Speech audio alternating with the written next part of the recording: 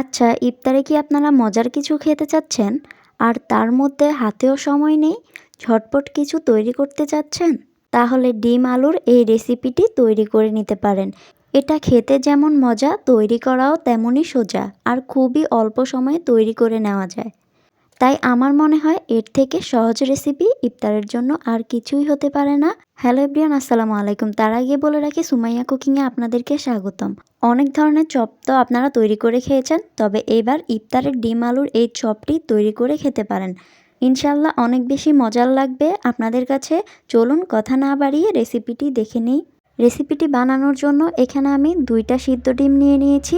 সেক্ষেত্রে আপনারা যদি বেশি বানাতে চান তাহলে আপনারা ডিমের পরিমাণটা বাড়িয়ে নিতে পারেন। এবার ডিমটাকে মাঝখান থেকে একটা স্লাইস করে নিব এবং মাঝখান থেকে কেটে এক টুকরোকে লম্বা বরাবর স্লাইস করব। এখানে দুই পাশের সাইজটা যেন ঠিকমতো হয়, একটা মোটা একটা যেন চিকন না থাকে, সেই দিকটা অবশ্যই খেয়াল রাখবেন। এখানে সম্পূর্ণ ডিমটা কিন্তু কাটা শেষ। এবার এখানে আগে থেকে সিদ্ধ করা কিছুটা আলু নিয়ে নিব।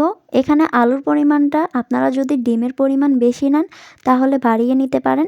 এবার আলুটাকে হাতের সাহায্যে ভালোভাবে ম্যাশ করে নিতে হবে। চলুন এবার আলুর পুরটা রেডি করার পালা। প্রথমে এখানে অল্প কিছুটা সয়াবিন তেল গরম করে এতে দিয়ে দিব 1 কাপের মতো পেঁয়াজ কুচি। তারপর পেঁয়াজটা একটু নরম হয়ে আসার পর এই পর্যায়ে এখানে দিয়ে দিব শুকনো মরিচের গুঁড়ো। এখানে সেক্ষেত্রে আপনারা যদি ঝালটা বেশি খান তাহলে মরিচের পরিমাণটা একটু বাড়িয়ে দিবেন। তারপর পরিমাণ মতো লবণ দিব। এরপর হাফ চা চামচ হলুদের গুঁড়ো, হাফ চা চামচ জিরার গুঁড়ো এবং হাফ চা চামচ ধনিয়া গুঁড়ো দিয়ে দিব। এবার সবগুলো মশলাকে একটু কিছুটা মিক্স করে এখানে আলুর পুরটা দিয়ে দিব। সম্পূর্ণ আলুর পুরটা কিন্তু ভালোভাবে ম্যাশ হতে হবে, যেন একটু গোটা গোটা না রয়ে যায়। এবার সবগুলো আলুকে মশলাগুলোর সাথে মিক্স করে নিব কিছুটা নাড়াচাড়া করে মিক্স করার পর এখানে অ্যাড করব স্বাদে ম্যাজিক মশলা। এই মশলাটা আপনারা না থাকলে স্কিপ করতে পারেন, এটা দিতেই হবে তেমন কোনো কথা নেই, বাট টেস্টটা বাড়ানোর জন্য এটা আমি কিছুটা অ্যাড করলাম। এবার আবারও কিছুটা নাড়াচাড়া করব আলুর পুরটাকে, যেন মশলাটা ভালোভাবে মিক্স হয়ে যায়। ব্যাস, এখানে আলুর পুরটা পুরোপুরিভাবে রেডি হয়ে গেছে। এখন আলুর পুরটাকে কিছুটা ঠান্ডা করে নিব। এরপর আলুর পুরটা হাতে কিছুটা নিয়ে ড্যাব ড্যাব করে পাতলা আকারে লম্বার মতো শেপ করে নিব। এরপর একটা ডিমের স্লাইস দিব এখানে। এরপর উপর থেকে আবারও কিছুটা আলু দিয়ে দিব। এখানে আলুর পুরটা প্রথমে অল্প কিছুটা দিয়ে আবার সাইড থেকে অল্প কিছুটা দিবে। এরপর সম্পূর্ণ আলুটাকে 2 হাতের সাহায্যে ভালোভাবে ড্যাব ড্যাব করে মিশিয়ে নিতে হবে, যেন ভিতরের যে ডিমটা থাকে ওই ডিমের স্লাইসটা না দেখা যায়, এমনভাবে ড্যাব ড্যাব করে দিতে হবে। এখানে ভিতরের ডিমটা না দেখা গেলেই হবে, উপরটা কিছুটা হালকা লেয়ারের মতো দিলেই হবে। আলুর পুরটা যেন তেমন মোটা লেয়ারে না দেওয়াই ভালো, আর তেমন বেশি মোটা লেয়ারে দেওয়াও যাবে না। এভাবে করেই কিন্তু এখানে ডিমের চপগুলো সম্পূর্ণ বানানো শেষ। এবার এখানে আমাদের আরেকটা কাজ আছে। এখানে প্রথমে একটা বাটিতে একটা ডিমকে ফাটিয়ে নিতে হবে।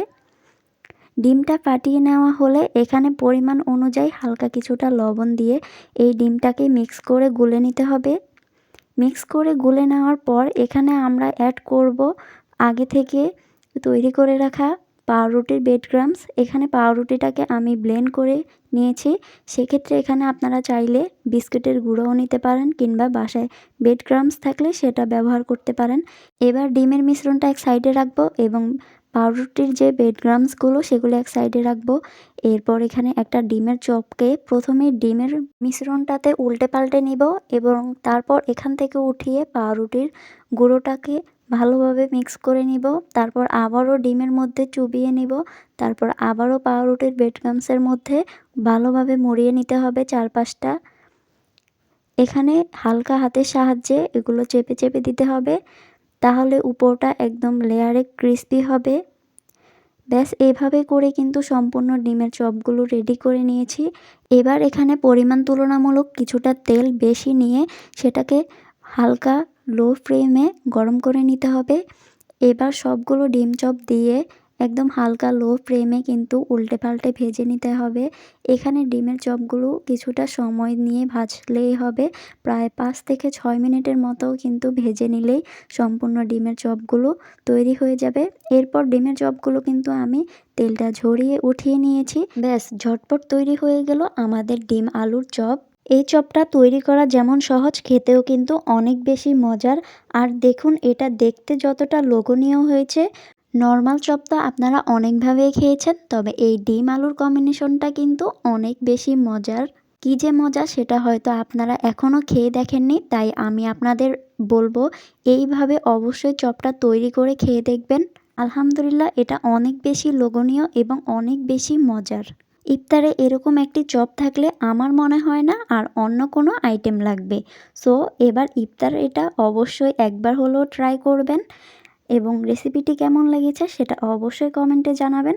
আর এরকম নতুন নতুন এবং সহজ রেসিপি পেতে আমার চ্যানেলটি অবশ্যই সাবস্ক্রাইব করে রাখবেন, যেন যে কোনো সহজ রেসিপি ছাড়া মাত্রই আপনাদের কাছে আমার ভিডিওটি পৌঁছে যায় আর আপনারা খুবই সহজে অনেক ধরনের রেসিপি শিখতে পারেন।